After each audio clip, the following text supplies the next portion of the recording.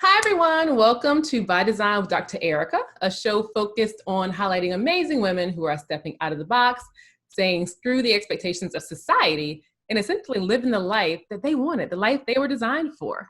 I am so excited today. We are joined by TC Miller, and TC is an award-winning senior project management consultant and entrepreneur. She is also the founder and CEO of Overwhelmed PM. Over the last 15 years or so, TC has successfully delivered projects for and with clients in a variety of sectors, including banking, charities, education, health, agriculture, and social services, to name a few. You've been quite busy. Now, what I find exciting about TC also is that you could possibly consider her a serial entrepreneur because she's had several businesses, and Overwhelmed PM is actually her fifth business. So, TC, welcome to the show. Thank you so much, Erika. I'm so delighted to be here. Yay. I'm excited too. Now, wait, TC, I have to ask this. It's random. I'm sorry. It just kind of dawned on me. Go ahead. The picture behind you. Yes. What is that about? So I really like art. And one of the things that I started to do was just compile things that I really like. And some of them are kind of way out there. So this is a piece of original art made in Canada. And I was walking in a store and it just hit me. I love the colors because I'm one of those bright colored people. Ignore the black. Normally I'm extremely loud. Right. I have on black today too, so yeah. So I just thought it was just like, a real different aesthetic. It's got Archie up there and Betty, who didn't love Archie comics growing up, right? Daria, I see Daria. It's got like all these different comical and cartoon type things, which is stuff I grew up with that I absolutely love. And I'm loving the orange. So yeah, just something that I thought I saw that was like nice and quirky. And I've been going around collecting pictures now. It's my thing. Stuff to put behind me that I'm just like, oh yeah, it feels good when I'm on video. I like it. Different. I know it was such a random question. I'm sorry, but I had to ask. Feel free about it the entire time. Feel free, and you're getting the preview because it is brand new. Okay, cool. You're getting first look. your viewers. Cool. So now, TC, when I introduced you, we talked about your 5 businesses that you had. How in the world did that happen? Tell us about what that was, first of all. I just can't, it's interesting because I almost think that whole entrepreneurship thing probably runs in the blood. My dad had a full-time job his whole life, but always had these side businesses going on, multiple usually at once. So it's something I saw all the time. Some were successful, some not so much. Okay. But he was always out there trying different things, doing a whole lot of stuff. So he did that. And my grandparents owned businesses as well, my uncle. So it's just one of those things that I think was just inside me to want to explore and do. Mm-hmm. So how I got started? Well, you want to know, my first one was actually a mini nightclub. Wait, what? I know. A little nuts, right? A mini nightclub. A mini nightclub. Okay. What made you open a nightclub? Okay, so while I was in law school, I actually worked at a nightclub, which my parents didn't necessarily like the idea, but it's one of those places where it was a big capacity, like 2,000 odd people, had 5 different bars, loads of dance floors. It was amazing. Okay. But it was very different from studying law. It's like a whole different life. Right. Every day, every night was different. Right. I started as a member of bar staff, ended up being one of the managers of the club by the time I finished law school. So it was amazing. It was, the music, managing all the staff, just how things were different every night, all the things you needed to think about, what stuff looked like, is there enough stuff on the shelf? Just so many different things, all the various pieces, and every night was different. And I loved that. You're talking about music to a person who loves dancing. Seriously, it was just one of my dreams. And so one of my friends came to me and said, oh, he's thinking about opening up one, and he sees this opportunity and there's this place, and he just starts small. And so decided to, invest with him, but it was remote because it wasn't even in the same country I was. Oh, wow. And so, yeah, so I'd gone out there, saw what he was doing, what he wanted to do, went over the plans and decided to invest and, work at it with him. But I find there that part of my biggest challenge was I was too far removed. Mm. And so that was actually the challenge with that first business, and why, in the end, it just didn't work out. Mm-hmm. I realized that I'm somebody who likes to get my hands in. Okay. Gotcha. So yeah, but it was good, and for the time that it was up and running, we did see some success, which was really nice. The great thing is that I was able to employ a lot of my knowledge that I have about what are the necessary things that you need in order to run a club. Mm-hmm. So Okay. yes, a nightclub. Can you believe it? Excellent. That's interesting. Okay. Now that's like completely different from law school. Really different. I felt like I had two separate lives. Like I had, here are my university friends and this is what I do.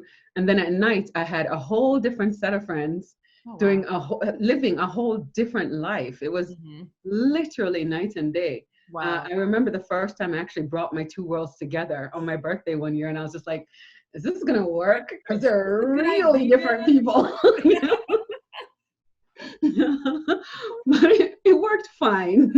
Okay. Okay. Everybody was a little bit chill, so it worked fine. But Right. yeah, After a few drinks, it didn't matter. listen, after a few drinks and lots of music playing, people are all good. Right. Everybody's a friend. Exactly. Exactly. Exactly.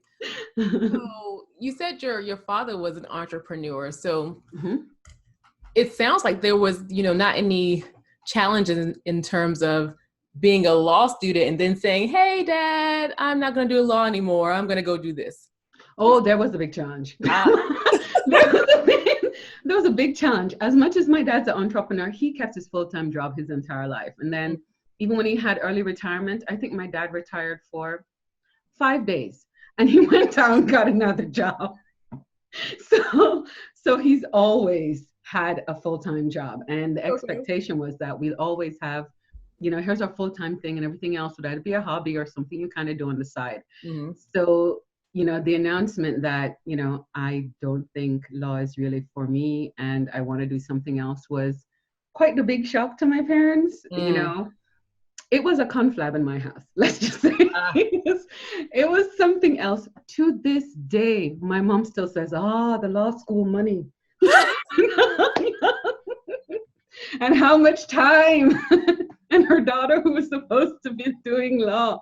Oh, wow. I think she mentioned it last weekend. Wait. It comes up. It comes up yearly. Twice a year at least. Still. That is hilarious. That It is is. hilarious. It is. It is. So yeah, it was a pretty big deal, Mhm. and I didn't take the decision lightly. And the challenging thing was when I realized it wasn't what I wanted to do for my day to day, I didn't know what I wanted to do. I Mhm. got to be honest. I had Right. no idea. So And how did you know it wasn't what you wanted?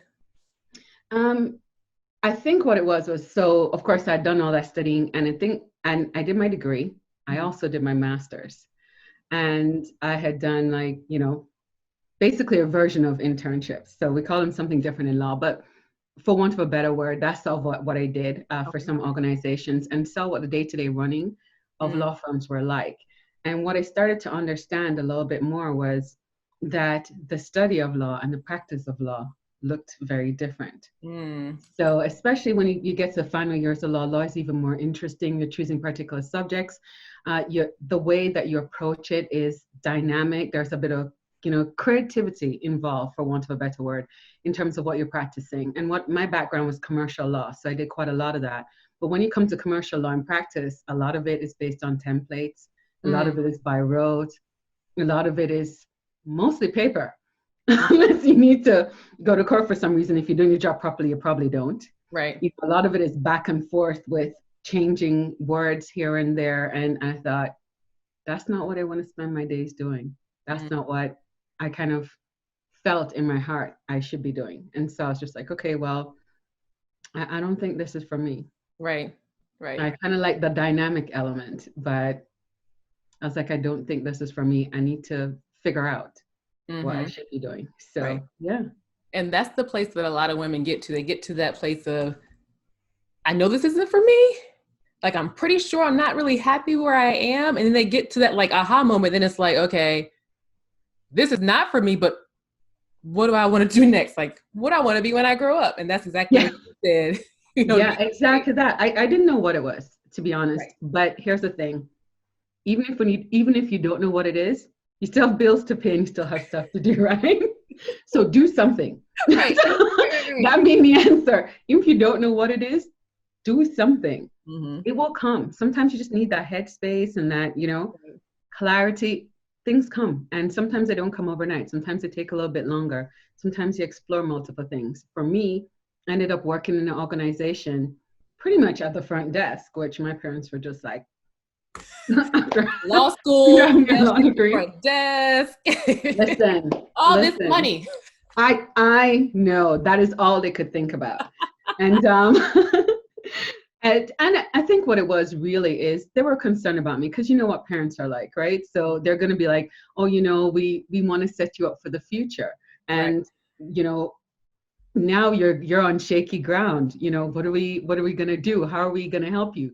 And then to try and figure out that they can't help me, that I need to figure it out, makes them worry more. So of course, hence the constant conversations with them, because it comes out in the form of worry when parents start, nagging, what's next? What's next? So what you doing? So why? So why don't you wait until you figure it out to then go and do? And I'm like, no, I already know this is not it. Mm-hmm. I need to go do something else. Right. So, Right. Because at certain points, you spend so much energy in that spot of where you don't want to be, that either you're drained, you don't have the energy to devote somewhere else. And if you start to do something else, it's like you aren't doing that other thing full-heartedly because you have so much other commitment to that thing you don't like. You get so caught up that you don't give yourself the space and the time to think. Mm-hmm. And I get that sometimes you're in a situation where it's difficult to move out of that. One of the things I count myself as fortunate is that I figured that out fairly early on, as opposed to being, caught in that situation for too long. I figured it out fairly early on, mind you, after a lot of money's been spent, but that one.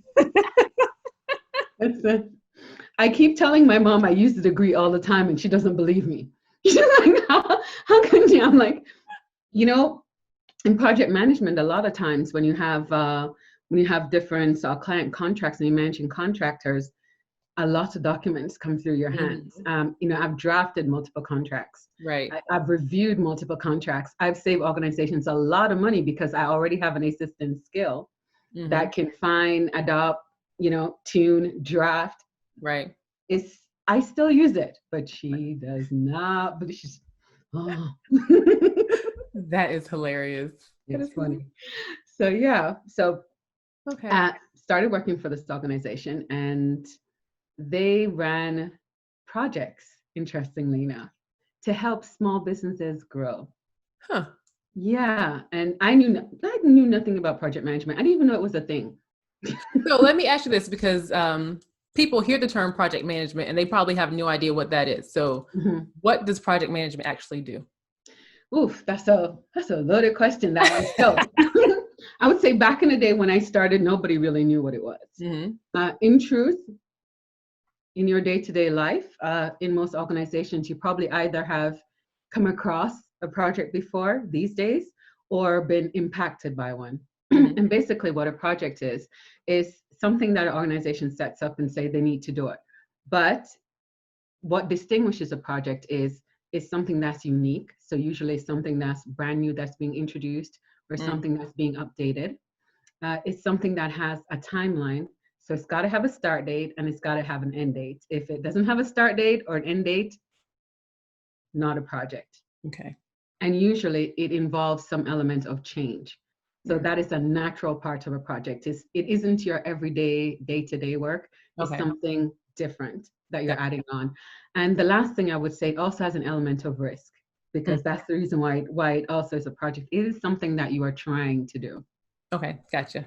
Yes. So I would say those 4 things are the characteristics of what entails a project. And usually, if you haven't actually ran one before or been a part of a team that needs one, usually you're impacted by one, something that an organization puts in place that might have been a project before, that then comes down to you to to do as operational or day to day. So that's usually how it works for most people.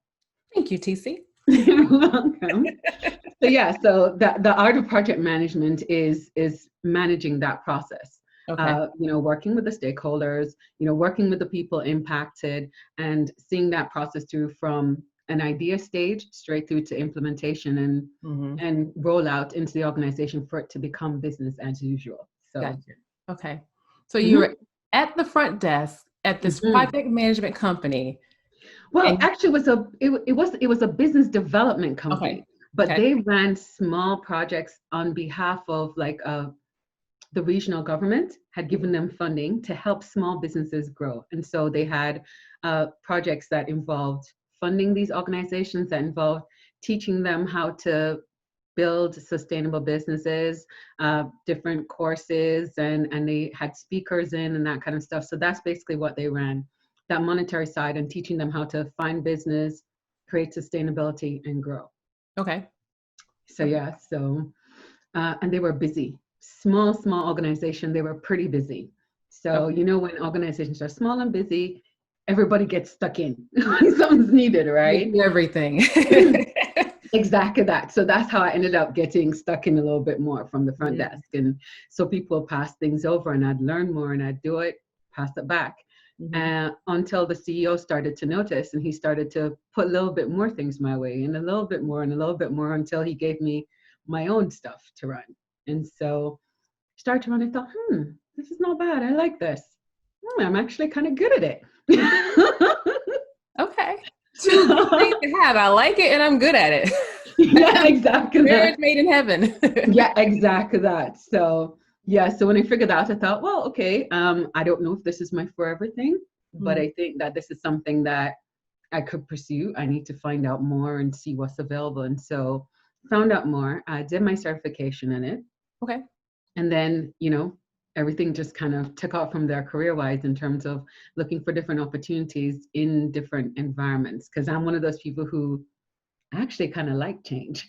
I like going to different places. I like learning something new. The great thing about project management is you have a set of skills. You can pretty much adapt them in different places, as long as you're a quick learner, and as long as you have pretty good communication skills.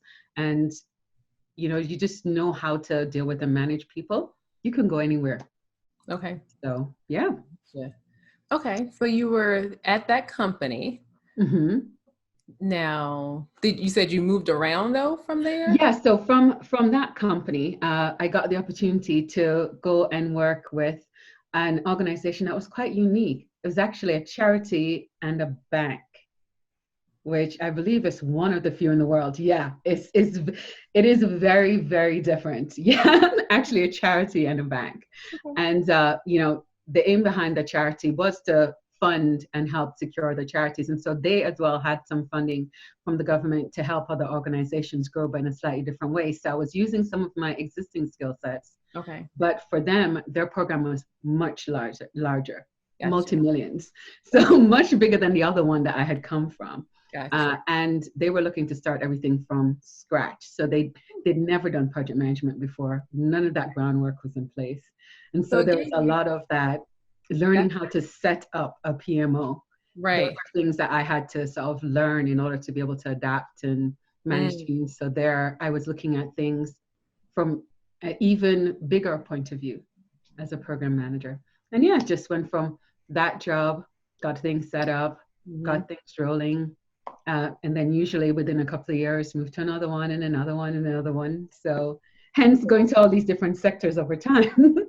So what made you say, you know what, I think I want to do this for myself? Okay. I guess here's the one thing that I found in my career. So I never really had a lot of project management mentorship. So I pretty much either learned things from observing others or learned things by tripping and hitting my toe, learning the lesson, learning how to fix it, and then moving on. And so it's not exactly the fastest way to learn, but you pretty much never make the same mistake Right. twice. It's effective. It's very effective. Oh yeah. Oh yeah, without a doubt. And of course, you quickly learn not just to learn from your mistakes, but to learn from the mistakes of others. So Right. as I matured in my career, it wasn't just going into organizations to start projects, but going into existing projects and trying to figure out, okay, what's the status right now? And if something's wrong, what went wrong, where it went wrong, and how to fix it. So you just adapt and learn all these different measures. And so that was pretty much one of my big driving forces and one of my big pulls in terms of moving on in my career. Was to get that experience and Yes, to get that experience, to get it in multiple places, to learn all these different things. And I think the whole wanting to do it for myself, one of my favorite organizations to work for, I actually had a massive project team that I used to manage. So it was a team with different project managers, project assistants, communication people. I had people with IT, etc., all under the same umbrella, and digital marketing and so on. I loved it. I loved it. I loved sharing with my team. I loved, you know, just being able to share that knowledge, to watch them grow, to look at the difference between them in year one, teaching them how to do something, and them in year two coming to me and telling me, okay, this is what I did. This is how I did it. This yes. is what it looks like. That seeing that distinction between, okay, sitting down year one going, okay, so you have to do this. So what are you going to do? And them telling me, and me saying, okay, have you thought about this? Have you thought about that? Have you thought about this? And having that conversation a year later going, have you thought about this? And getting the answers back. Or even better yet, them telling me, even before I ask. Right. I love seeing people blossom and mushroom. I love sharing the knowledge. And so from that time, which was quite some time ago, I've had it in the back of my head.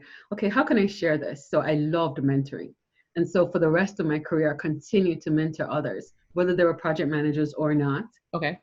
in self-project management. And so it's been one of those things that's been on my mind and my heart for quite some time. And just kind of figured, you know what? Last year I was like, okay, now's the time. Stop just thinking about it and dreaming about it. Let's go out there and do the thing you want to do. You have something out there that you can offer the world. You can make a difference to people who were in your situation. You can shorten their learning curve significantly. You can help, push them along further in their career. Go out there and do it. What are you doing? So yeah. Gotcha. So when you were starting, to make that transition and had this idea of doing it on your own, going back to your dad, was there any like one particular learning that you kept in your mind from your dad's entrepreneurial experiences, or even your several entrepreneurial experiences nightclub? as I got to that point? It was I think for me,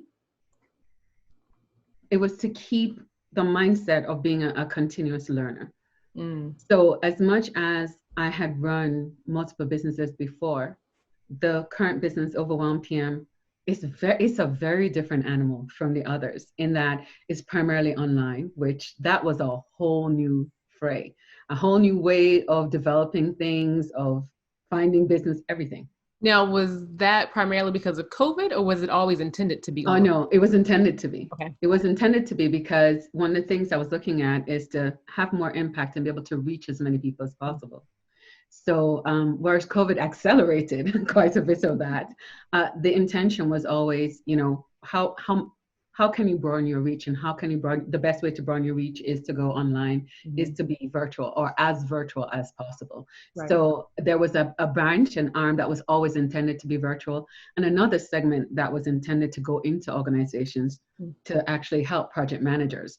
Of course, COVID knocked that segment on the head. So we have to rethink what that section looks like. But there was a section that was always intended to be online. Okay. So you said being a continuous learner. Yes, being a continuous learner and be willing to just know that it's okay to, open up and have this beginner's mindset. Okay. I never went into it making assumptions that because I had ran other businesses, I had the answer to everything. And I think that's an important thing to know is this, even if you've heard it multiple times, go into it fresh, mind open, thinking to yourself, okay, there's something I can learn here. Mm-hmm. You know, even if it's one nugget, that one nugget can make the biggest difference. Right. How do you keep that mindset? Uh, I don't know. I'm one of those people who've always been like really like curious. Mm-hmm. And so I try not to go into things with as a lot of assumptions. Okay. I just kind of go, okay, well, you know, on the other hand, I can be quite analytic about certain things, but once I decide that this is for me, I Mm-hmm. just go into it and go, okay, you know, let's just see what I can learn here. Mm. You know, let's just see what I can glean and what I can take away. It's gonna sound like a little bit of a nerd. I actually love learning. I don't like studying, don't get it wrong. But I like to learn new things. I love it. I absolutely love it. I'll never run out of things that I would want to know. You know? I don't think you're a nerd at all. Okay. I like to do research. Just Mhm. I could just dive into a Me topic and just too. like go down a nice little rabbit hole. Oh my Research. gosh. And Rabbit I'm holing is my life. I had to watch out for it. Like I still have to watch out for it constantly. There's right. some things that I know that I don't know how I know it. And I know that that usually comes from one of my rabbit hole trips. Started at X, Oh end wow. up at H, Right, and right. thought, oh, why do I know so much about a topic? Like I don't even know why I know so much. Somebody asked my opinion on something, and I'm like, oh, and I'm giving off this answer and saying, oh, you know, this is why, and blah blah blah blah. I'm thinking, how do you know that? Oh, I probably was rabbit holing one day and ended Right, up right. over there, Yeah. got really curious and started to really invest a lot of time. It Yeah. was something I used to have to watch out for when I was studying. These days, I have nothing to stop me. Well, and that's another thing, as business owners and entrepreneurs or a constant learner, you can get caught. You Oh, can take yes. your whole day. So how do you manage that in your own business? Like, Yeah, it can get quite challenging. And usually, what I do is a lot of time blocking. mm, So I've got to be very, mindful of how I use my time and also block out time for rest as well. Because, right. otherwise you just keep going, going, going, going, and then not even realizing the time. That's the danger, I think. That's one of the dangers. Because if you love what you do, you tend to like to spend a lot more time doing it. And then invariably, you end up in that accidental place where you feel exhausted and you're like, oh, why am I so tired? Well, you kind of been doing 11 o'clock for the last, how long? You need to just stop and give yourself a little Right. bit of space. Right. So, Yeah. I'm a time blocker too. Yeah, that helps a lot. Time blocker and okay. like actually I have to set timers sometimes. Yeah, sometimes I have to put the timer on. Yeah. Otherwise, I just get, or I just go, oh, okay. Right. Sometimes I have to set my alarm Mm-hmm. even to just like actually physically beep and not just the time flashing up Mm-hmm. somewhere because I'm like, oh no, I'm in the middle of this. Click Yeah. snooze. I'll just 10 more. Keep going. I'll just go 10 more minutes. Yeah. 2 hours later. Right. It does happen. It is a constant sort of juggling, Yeah. to just kind of, remind yourself, especially, and it's very difficult when you're on a roll. So usually what I try to do is to do similar things and to build in a lot of contingency time, which is something I learned from project management. Mm-hmm. Because if I am on a roll, I want to know that I have enough flex time to potentially finish Right. this or not. If I finish early, yay.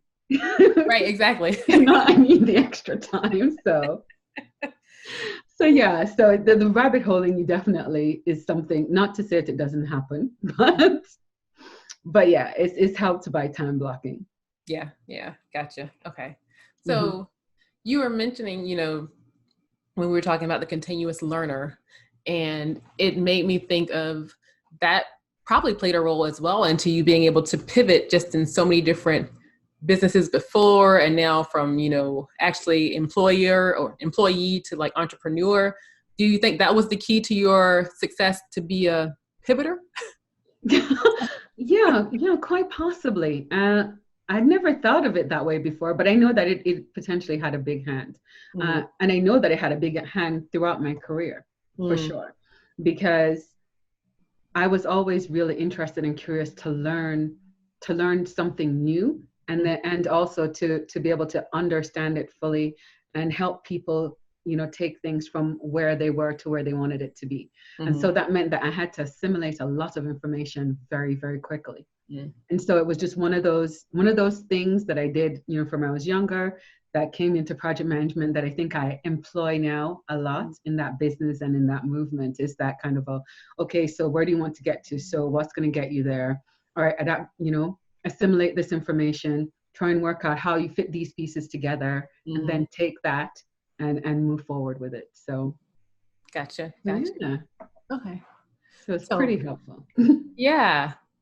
As I'm sitting here thinking and listening, to you talk, and I'm had the law thing in my head. Passion and purpose are kind of like hot topics. And obviously law was not like your passion or purpose. It's interesting. Do you think it was? Well, I had heard from when I was younger quite a lot. So I'm one of those people who I like to defend things. Okay. a little bit of a talker, as you can probably tell. A little bit of an argument. My dad used to tease me all the time and said I would even defend the dog. There's something wrong, which I did. And wait, I did defend the dog. Okay. But that's because I saw something nobody else did.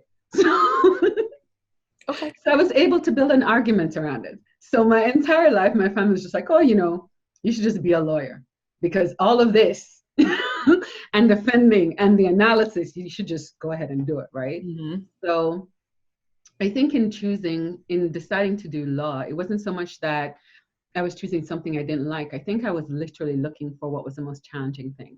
Because I really felt like my parents never pushed me into law. My parents were always very adamant that the one rule is y'all going to university. I don't care what you study when you go. That's your choice. I don't want you to turn around and come back and say, oh, I hate this and you chose it for me. But you're all going. So that was, so that was all a lesson to me and my siblings, who just like, do what you're doing when you get there, but you're going. Having said that, of course, also the expectation is you're going to do something professional when you get there, right? So something that's going to lead to something else. And really, I felt like I had two choices. I had business on one hand and I had law on the other. And I liked business. I was very good at it. It felt almost intuitive, particularly when I was in high school, because we did business classes. And I'm somebody who I'm pretty relaxed given the chance. And one of my concerns about making that decision in university is, okay, do I go to university and do something that comes natural to me, that comes easy to me, and then coast? And that was a concern for me at that time. You're at different places in your life at different points in time. But at that point in time, put it this way, if I could have coast, I probably would have. So I was just like, okay, or do I choose a subject that's interesting, but more challenging, that will force me to pay attention? And so that is why I decided that I was going to choose law. If I could have done them both in a dual degree, I probably would have done. Gotcha. So that was the reason why I chose law, really. And I do have a lot of love for law. Okay. I just realized that the practice of law, though, wasn't for me. Right. And so it is learning about where the things that you're interested in, unite. I love the way I use it now. I love the way I've used it for the past few years. I've saved clients a lot of money, by being able to do the things I could do, having the knowledge that I have. It's, I try to explain to my mom, once you study law, it's not something anybody can ever take away from you. Right. I can look at any legal document and be able to read and understand what it says, which is not a skill set anybody can take away from you. I've moved multiple countries and had to walk through my own immigration process and do X, Y, and Z. I did it all myself, and it came fairly easy because of the background that I had. So it's been quite useful throughout my life, and it's been pretty good. But business has always just been there, one of those things that just like follows you around. You think to yourself, well, I'm pretty interested in this. I want to do some more with this. So, yeah. No, it makes sense. And I'm seeing it as, like your love for law kind of feeds your purpose to help people and mentor people. It kind of feeds into that. It may not be at the top of the totem pole, but it's like holding that foundation up. Exactly that. It's like amassing, it's like one of the skill sets that enable you to do what you can do. Right. And that's the way I see it when I add different bits of knowledge. So for example, I'm a certified professional digital marketer as well, and I see it Oh, as I know, I know. I'm amassing these skills as I go. One of multiple and more to come. okay. But I definitely see it as digital marketing is not something I want to do on a daily basis, but it's something that I do where I can use it to help myself in my business, but also to help other growing entrepreneurs in terms of being able to give them advice or walk them through something. It's just, Mhm. it's one of the pieces, put it that way. Not a piece that I necessarily want to go, okay, I'm going out there right now and this is going to be my main thing. No, this is one important stone, one important, foundational stone that Mhm. will help me go forward and help me help others move forward. Gotcha. Gotcha. Okay. All Mhm. right. So we touched a little bit on overwhelmed PM, but I want to get a little bit deeper into it. So Okay.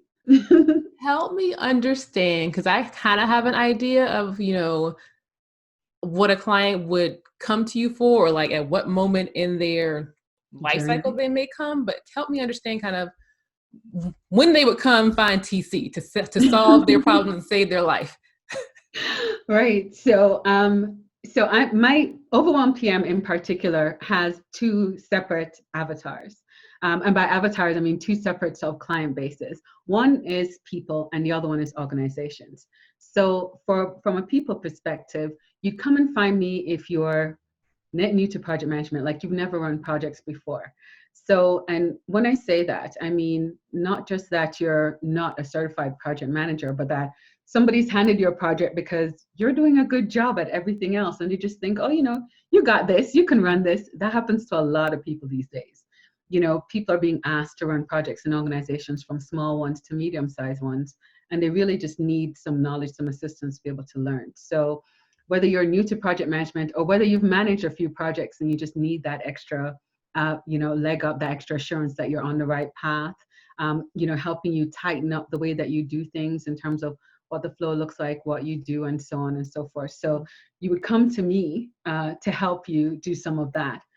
Also, one of the new things that I'm planning to do that will be launched in September is helping people avoid the common mistakes that people make when managing projects. So you go Mm, in, you find a mistake. Either you've made the mistake or somebody else has.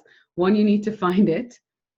Two, you need to cure it, right? So just helping people either avoid it, mhm. find it, and cure it. So that's basically what I'll be looking at. So that's what you come to me for if you're a person. Okay. If you're an organization, so the organizational side, that's the side that's being pivoted post-COVID. So Gotcha. prior to COVID, it was, going in and helping organizations assess what needs that their individual project managers have and being able to train the project managers and helping them with their needs. Now, post-COVID, some of that's changing. Post-COVID, what I'm looking at now is looking at some of that project leadership. Okay. Because so what I realized, just sort of listening to project managers is there's not a lot of understanding in organizations about why a project runs the way it runs. What's the importance of the whole structure, and also for organizations to understand that putting certain structures in place, not something that's difficult or overwhelming or super complicated or requires 10,000 bits of paperwork, but putting something in place can actually save them time and save them money. Hmm. And That's so the some of key. the yeah, which is pretty important, right? I'm not saying throw everything in the kitchen sink. I am 100% against that. I do believe that sometimes in project management there is way too much paperwork. You don't Mhm. need all that most of the time to run a project and run it well. Mm. So, it's all about, showing them, okay, what's necessary, what's not so necessary. What are some of the things they need to be thinking about at the start of the process to help ensure that this thing is going to run smoothly? And what are some of the things they need to be thinking about during and at the end as well, when they're measuring what benefits they've got out of it? Because at the end of the day, when a project closes, it goes back to the people who are in leadership. Mm. And they're ones who are expected to say, okay, well, this is a success because of X or because of Y. And I would say at least 9 times out of 10, you get some small benefits while the project is being ran, but Mm. most of it happens 6 months, a year, 2 years later. So, at that point in time, a lot of projects are finished. It Mm. comes back to leadership to work out, okay, because of this project, this happened. Gotcha. Gotcha. Money well spent. So Right. yeah. Right. So Well, I yes. had that all wrong in my head then. What did you have in your head? Tell me. Tell me so I know if I need to change my website. Oh no, no.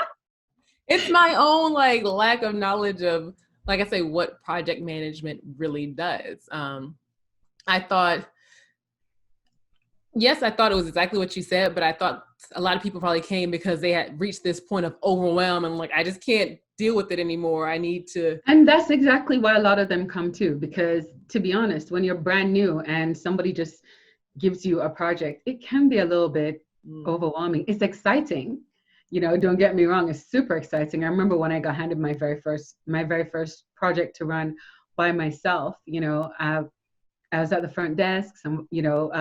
My colleague said, "Oh, CEO wants to see you." I went to his office, and he was just launching into a conversation. So he was just talking about this initiative that we've been working on, and yeah, we got it approved. I have my notebook. I'm taking my little scribbles. He's saying, so we're looking to do X, Y, Z, A, B, C, D, and it'll be great and all this other stuff. And I'm making notes, and then all of a sudden he stopped talking. So I look up and I looked at him. And he said, "And you'll be leading the project."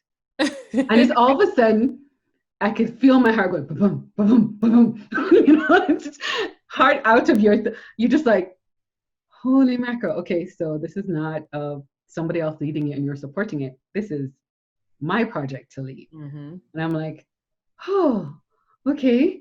And you are excited, but there's also a big piece of overwhelm after you go to bed and you wake up and you think, okay, so how? you know, and trying to put the pieces together and who and that kind of thing. It can get a little bit overwhelming.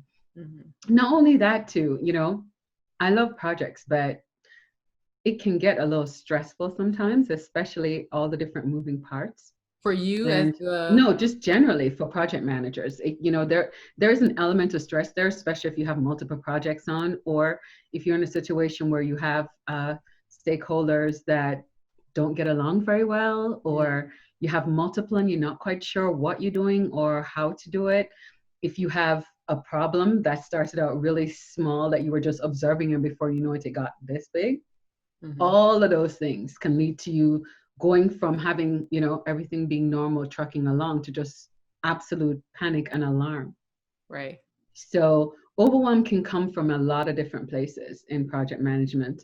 So yeah, and a lot of people may or may not recognize the word overwhelm in that sense, but really what it is just sometimes it's confusion.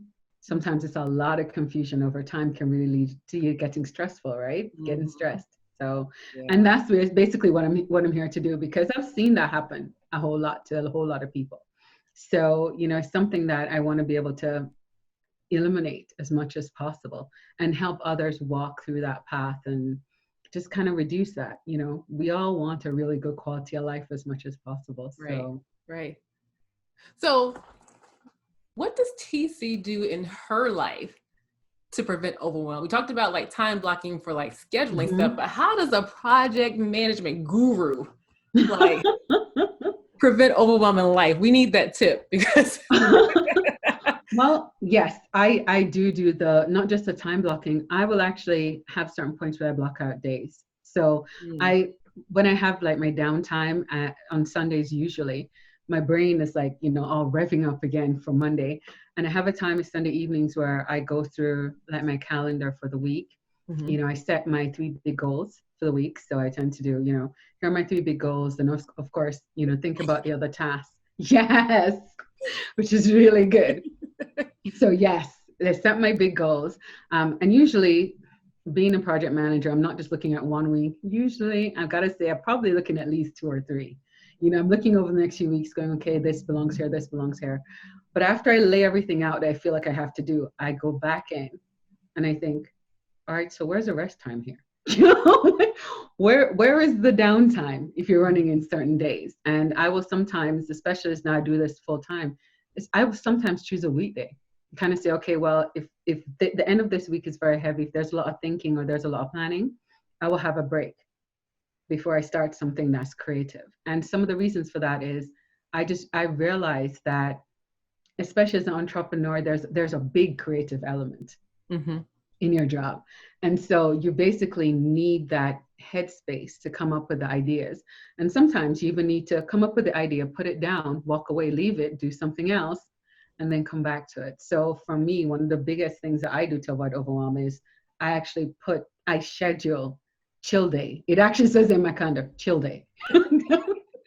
I schedule my chill days as much as possible. And I usually do them on a sort of a 2 week rolling cycle Mm-hmm. when I Okay. schedule the time in. And, when I think about, okay, you're doing this, okay, this is going to be very mentally taxing versus, oh, you're just updating X, Y, and Z. You're okay to go and do that for the Right. next 3 days. That's interesting that you say that because I I time block rest or breaks or Which I do that too. between now I'm saying projects wrong, but between projects, just some like get some tea just to kind of give my mind Yes, a rest between things. And I was actually considering putting in days whole off, days. like yeah, Yeah, whole day. Yeah. you got to put the whole days in. That was one of my biggest Mm. entrepreneurial lessons is So I've got to schedule the whole days. Otherwise, your body will take the whole days. right. Your body be like, no, no. And I learned that quick. I learned that fast. Well, that's why they came up because I had one of those days. I was like, you know what? It was 1 o'clock. I was like, I'm done. I give up. I shut down everything. Like I was done. Yeah, and no matter how much you love what you do, and you do, and which is the reason why you work so many hours and you do so many things. But I found very early on in that kind of doing that full-time entrepreneurial journey as well, Mm-hmm. because you end up doing all these extended hours. And even if you have a full-time job and you're doing it part-time, you need days where you just Yeah. go, no, this is it. There's Yeah. no work involved here. This is the day when I do what I want to do. Right. That's it. Right. And you'll find you're so much more refreshed because otherwise your body will enforce it. And if it enforces it, it won't be one day. It's likely to be Exactly. multiple days when it's just like, no, I'm done. No, no. And you're just like, come on, I got stuff Right. to do. Then you start stressing. But Yeah. if you put the days in, you're like, okay, well, this is my chill day. So Mm-hmm. Did you feel guilt at all when you first started to do that? the chill days, a little bit, yes, because then you have the task list and you're just like, oh my gosh, all these things to do. And I really had to do some like deep breathing exercises, Mm-hmm. take myself out of the situation. But what very soon started to happen after I started to do it was I realized the day after, or sometimes the day after that, I got some phenomenal ideas. Like things occurred to me that never occurred to me before. Certain pieces start to fall into place of stuff that I'd heard and learned, that I really felt would not come to me if I kept going on like that. Right. And so I started to realize that my chill days were actually days for my mind to just like reboot and put pieces together even when I wasn't thinking about it. Mm-hmm. And so that I would come up with an answer, I come up with a solution or a next step. And Mm-hmm. so it was really, really important. So now I value them. I think of them as this is my reboot time for me to come up Right. with like the new thing. Yeah. Right. Right. And it's funny when I have those days, I don't know about you, but I will dream of stuff. I dream of Or, stuff all the time. And so I wake up and I put in my phone and go back to sleep. right. That's what I do.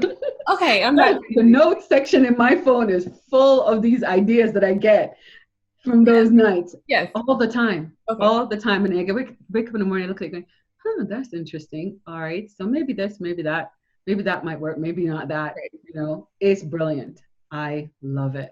Okay. But that's what I mean. If you don't take that time, you don't give yourself space to Mm-hmm. get there. Right. But your Exactly. body, it knows, bodies are smart. They I know know. what you need, and rest is important. Yes, it is. Yes. Yes, it is. Yes, yes, rest is important. Rest and food, rest and nourishing your body. Well, and that's the funny thing, we talk about entrepreneurship from the business perspective, and that's what everybody really focuses on. But to your point, all the other things around you, the rest, your nutrition, your exercise, it plays such a big role. Oh yeah, oh yeah, absolutely. A lot of it is about how you take care of yourself. Mm-hmm. I mean, even if you are some sort of tremendous rock star, you still need breaks. You still need time. Anytime I think about it, I think about, and I believe, so it's a story in the Bible, and I believe it was Elijah, I want to say. And anyway, he had some problem with the king and the queen, and they sent a bunch of false prophets. Basically, Elijah slew a whole bunch of people, literally slew them, thousands of false prophets, like just wiped through them, and just slay a whole bunch of people, ran some fast plays. Like he did that all in like a short space of time. And then he got this threat from Jezebel saying, oh, you kill all my prophets, your life's in danger. I'm basically coming from you. And he ran away, like really scared, and ended up in the wilderness, fell asleep. And an angel came to him, gave him food and water, and he fell back asleep again. And then eventually, when he woke up again, he was refreshed and revived. And every time I think about that story, I realize that no matter how big a superstar you are, no matter how you can do just these amazing things, the fact is our human bodies are built for sleep and for nourishment. Right. We need those things to be effective. Otherwise, we make irrational decisions, like running away from one small woman after we slewed multiple people. Right? So, the small things become so much bigger when we're exhausted. Mm-hmm. And when we need to eat, like it just becomes, oh my gosh, and I can't, and you're just like, okay, well, go to bed and wake up and realize that the answer is just like this, and you had it all along, right? So anytime I think to myself, oh yeah, no, I'm some sort of superstar, I could keep going. Remember Elijah goes, no, I need to just dial that back, because otherwise I'm gonna fall, and I'm gonna fall over something small and insignificant. Right. I love that. So, Thank you for sharing that. I like that. Okay. I have one like additional question around this whole area of entrepreneurship and kind of your story. There are tons of women out there that want to find what they love. They want to take that chance and try something new. I know we talked about a lot of different tips and things that you've done, but just if you could leave one pearl of wisdom for that woman that's like, I know I'm not supposed to be doing this, but I want to do something else. I want to take a step out. What would you say to her? Right. I would say, and sorry, this is a little bit of the project manager in me, but start planning. Start planning your exit. You might not know what you want it to be. And if you're not in a position to kind of say, okay, well, quit, I'm out and I'm going to figure it out, which some of us have been fortunate enough to be in that position, some of us not. Really start planning your exit. Like literally look at, make a plan for like a year, usually 2 years out, and just literally start to plan, here are my finances, here are the things I need to take care of. Here's how I'm going to save up money to do this. And while you're doing that, probably about 6 months in, start to try and explore an area that you're interested in. That's what I would say next. Find the area and just start exploring it so you can get a feel for, okay, this is what it looks like. That will keep you encouraged. That will keep you motivated. That will keep you going. And as you start to build up in that area, start to cut back in the work that you're doing. Because I don't suggest you keep the work going at the same stream while you're trying to build something else, because you're always going to feel like something's interrupting, one thing's in the way, I'm not quite happy, it's not moving fast enough. My suggestion is then at that point, when you get to the stage where you feel like you've had that core knowledge and you want to start doing a little bit of implementation, try and see if you can cut work back a little bit. Cut down to like 4.5 days if you're doing 5 days. Right. And then gradually cut down to 4 days. Just, literally as you start to ramp up one, cut down the other. And so those are the things that I would say. And you'd be surprised that 2-year span will actually go in no time. And you'll get to a place where you're able to start making decisions about, yeah, okay, this is the path for me, or this is not. You will find that you would have amassed so much knowledge in that space of time. And I'm not saying it won't be scary, but your confidence level will be a whole lot higher than it was originally. So that would be my suggestion is, if you're thinking about it, plan for it, you can do it. Right. And along the way, seek out mentors, seek out people who've gone on that path, or people who are where you want to be and learn from them. Mm-hmm. So those would be my two biggest nuggets. Love it. And I'm glad you said the fear, because as you were going through that in the story just now, I was like, that's what I did. I planned like for a few years before and tried different things. And it was, let me tell you, it was frustrating. It was scary. It was like, I don't want to do this no more. I had all those emotions. Try a bunch of things, right? Right, you do, until you figure it out. And then there will be a point, like you said, where you're trying to balance everything and you have to make that jump, that leap. Exactly that. And I mean, and to be fair, I think one of the biggest things to say is, as an entrepreneur, change is going to be a part of your life. Yeah. There is no question. It's different from a job where you go in and things look roughly the same, aside from if they drop something from on high and it changes your world significantly. But as an entrepreneur, everything changes. Yeah. It's just in a constant flux, and you just need to get yourself into a place. And so use those first couple of years to get yourself into a place and know that things can and will change, and tell yourself that's okay. Yep. I am nimble and I can adapt. Yep. And as long as you tell yourself that I am nimble, I can adapt, whatever you're adapting to, that stuff will come. Because when COVID hit and I realized that I couldn't do that organizational piece the way I had originally envisioned it, the way I'd wanted to do it, I just kind of told myself, okay, well, TC, just hold on that and focus on the thing that you can do. The answer will come. Right. And the answer did come eventually. But sometimes it won't come overnight, and that's okay. Right. Focus on what you can do and keep chugging along in that path. Love it. Thank you for those words of wisdom, TC. Very, very welcome. This has been so good. Yes, but it's not over. I can't let you leave yet. Because on this show, we wrap up every guest with the Fab Four. So are you ready, my dear? I'm as ready as I can be. Okay. Painless. Just shake it out. Shake it out. Shake it out. All right. Here we go. If you had one superpower, what would it be? Ooh. So, as you can probably tell from back here, I'm a big cartoon fan. I've been dreaming about this one superpower since I was a little girl. Oh, I'm a big Marvel fan. Oh. And I really wanted to be Jean Grey. So if I had one superpower, it would be the power to control things with my mind. Oh my gosh. I used to try that all the time when I was younger. Like try and focus on something. Is it going to move? Wait. Have you ever seen the movie Sheena? Oh, yeah. I used to do like this and try to talk to the animals. I was like, the squirrel can hear me. I know it can hear me. It moves. See, it worked. It worked. I love it. I love that. And power to talk to animals, I think that's definitely up there with the power to control things with your mind. I love animals. I would love that power. Oh my gosh. That's awesome. I love it. love that. Sheena Warrior Princess. I haven't thought about it in a while. Okay. All right. All right, the next one. If you could have dinner, any three people, dead or alive, TC, who would it be? So we spoke about this question before, and the live question has stumped me always. Anytime I hear people being interviewed on it, I'm always like, that's so hard. So I'm going to start by saying, that's so hard. Okay. All right. So let me think about it. 2 people, dead or alive.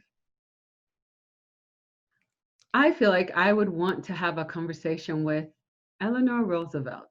Okay. And the reason why is I see her as being a very strong woman. And there's so much that FDR did while he was going, through his presidency. And she had to do so much work in terms of support.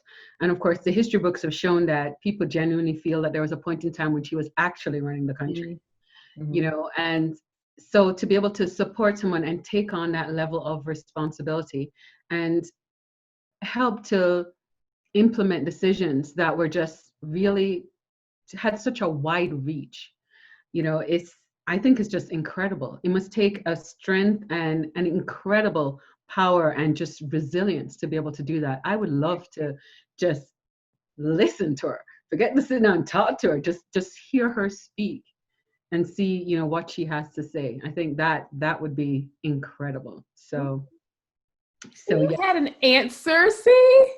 I'd answer for one. Yeah. That's one person at the table. It's okay. If we only get one out of you today, I'll be happy. Yeah, she's a pretty big deal in terms of the one. It's interesting because I would say the second person, for me would be Michelle Obama, and it's that interesting thing about thinking about presidential wise. Yeah, absolutely. Thinking about people who have had a lot of work to do themselves, who've put themselves in a different situation, to be able to support the dreams of others and make an impact themselves, who make that sacrifice, put their lives on hold and go from a point of view of service. Mm-hmm. And so it for me, that servant's heart is such an important thing. It's the thing that I lead with in my business. Is where I'm coming from. And so to be able to talk to other people who have that ability to just make that happen in such a broad reach, then yes, that's somebody I would definitely want to sit down and meet. Yes. The last person. We get three? Okay. We get three. Okay. We get three. I'm on a roll as I'm talking. The last person is actually Margaret Thatcher. Oh. Yes. So you probably know I lived in the UK for a very long time, 20 years. Mm-hmm. And Margaret Thatcher in UK history she can be quite controversial, particularly with, a number of changes. I know, like, my grandparents, they weren't big fan of her simply because there are a number of things that had to change while she was, prime minister. A lot of things that were belonging to the country no longer belong to the country, Mm-hmm. and lots of privatization, etc. And there was a lot of conflict around that. But I think for me, looking, with the eyes of somebody looking in 2020, can see that those changes needed to happen in order for the country to progress and grow. Mm. And sometimes you have to make really, really hard decisions, and they're not pleasant, and they hurt a lot of people immediately, but they will help a whole lot more people in the future. Right. So it's very difficult to then be in a position to not only be the first female prime minister, but to be in a position to be making some decisions that aren't popular, Mm-hmm. but decisions that are the right thing to do for the future. Right. People are not going to see the benefit of it. Some people might see the benefit of it immediately, but most people won't see it for 5-10 years, and people will still be disgruntled and won't understand. And right. So it's tough decisions are never an easy thing to do. Mm-hmm. So I feel like she is quite a strong woman. And I just realized as I'm telling you these names that all these women are strong, they're leaders, there's a commonality. And I guess there's a sense of, identification. Here are the people I want to learn from. Here are the people that, make the tough decisions, make the hard call, have the big negotiation power, make sweeping changes that affect whole countries. Mm-hmm. There are my three. I like it. Yeah, I knew we could do it. All right. So Eleanor Roosevelt, Michelle Obama, Margaret Thatcher. All right, cool. Next question is, if you had to choose a theme song for your life, what would it be? Oof. That one's a little challenging too. Here's why. Every 6 months I change my theme song. So that's okay. 4 to 6 months. It's all about where I'm at a point. Exactly. And wherever I am at a point is, Mm-hmm. That's the theme song for the moment. Okay. So what's the one for this moment? Okay. Well, there's a few happening at the moment. Okay, give us one. Ooh, let's see. Give us one. I would say, oh, that's pretty tough. Oh, maybe It's Time by Imagine Dragons. So that is probably one. Oof, I have two. The other one is Toast by Coffee. So one's about getting things done, and the other one is about gratitude. Okay. So I would say they're probably both running in tandem. I need to get things done, and I'm grateful for everything that God's given me so far, and pushing forward into the future. Huh. I Yeah. like that. I have Yeah. not heard of these songs. All right. I'm gonna They're have to pretty look them good. up. Clearly, Imagine Dragons is more rock Yeah, and I like them. Coffee is reggae. So, Wait a minute. yeah. So I'm going on one side, I'm going on the other side. You didn't got me with the reggae. I gotta look that up today. Gotta look Yeah, two that up. completely different vibes. Okay. But yeah, it's all about where I'm at. So like this morning, I was running around doing a bunch of stuff. So I was playing 4 Minutes by Justin Timberlake and Madonna. I'm out of time and out Uh-huh. of 4 minutes. For whatever reason, anytime I turn that song on, I move like lightning. Oh my Get in gosh. your head. Oh my gosh. Okay. Okay. I'm gonna look these up. I'm gonna look these up. All right. The last question is kind of a cheat because it's 3 questions in one. It's my show. I can do that. Of course, it's your show. You can do anything you want. All right. So I'm asking you to finish these statements. Okay. Okay. I love. Oof. I love a lot of things. Oh my gosh, I could rattle off a list. Oh my gosh. Yeah, seriously, I do love a lot of things. I do. I What's the do. first thing that pops into your mind? Pigs. There is a very definite reason why pigs was the first thing that pops into my mind. I know. Rogue and random. Welcome to my brain.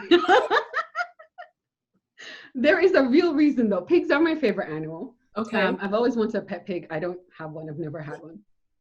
But there's a very definite reason why. So I went out recently and I bought a picture. And this picture was of a pig eating noodles. I love noodles. I just love Asian food. And I love pigs. And I saw it together. I thought, you're coming home with me. So, this picture is currently at the base of my stairs, waiting to come upstairs. And it's a picture of a pig eating noodles. So yes, pig came into mind first. All right. I mean, I don't know what I was expecting, but I wasn't expecting pig, but we're gonna roll with it. I'm sure, just left field. I'm pretty positive that you probably won't get that answer again. I think you may be right on that one. Yes, so I've got a host. The list is so long. But yeah, you said first one that popped into my head. That was it. TC loves pigs. All right.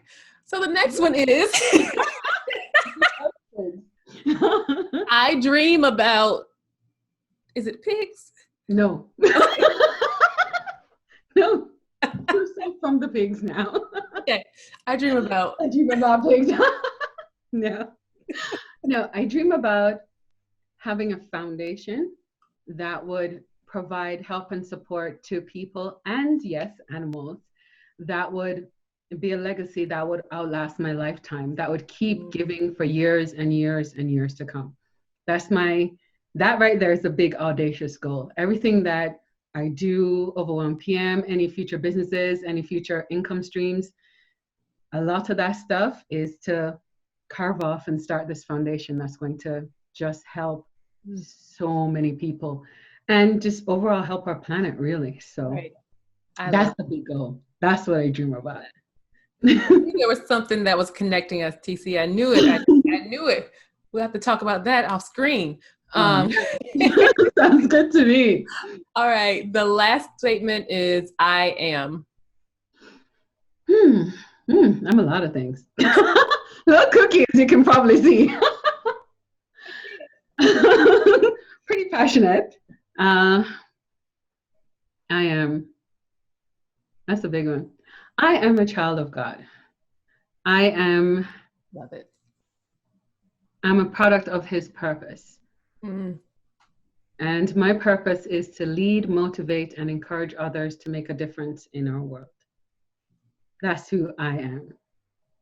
And that's exactly what you were doing. TC, thank you so much for being here and chatting with us today and sharing all your It's a pleasure. Yes. Oh my gosh. Let us know, tell the audience where they can stay connected with you, social media things, all that kind of stuff. Okay, so you can find me at www.overwhelmedpm.com. So you can find me there, or you can find me on Instagram on the handle overwhelm_PM, and LinkedIn at overwhelm-PM. You're getting the theme, right? Overwhelm PM. If you look up Overwhelmed PM, you should find me, no problem. Would love to be able to connect with you and talk more about project management, or if you're new in business and you just want to have a chat about that too. I'm going to be doing a YouTube site that's going to hopefully talk a little bit more about project management, business, and just helping people grow. So some of the things that we were talking about today, like what do you do if you're overwhelmed? How do you block out your time? That kind of thing. Mm-hmm. Just wanting to help people just quash overwhelm and move further forward in their life. So awesome. Great. Yeah. Well, we will be putting all of TC's social media information, as we always do, in our show notes and in the comments. So we'll make sure you can find her. So don't worry if you didn't get to write everything down. So that's all the time we have today. Again, TC, thank you. Thank you. No problem. As always, guys, thank you for watching. If you have missed any of the other previous episodes, head over to our website, www.drerikabydesign.com. While you're there, be sure to sign up for our newsletter, which is the By Design Digest, so you can stay up to date with what's going on, get tips and tools, and just be in the know. So again, thank you for listening, and we will see you next week. Bye. Bye, guys.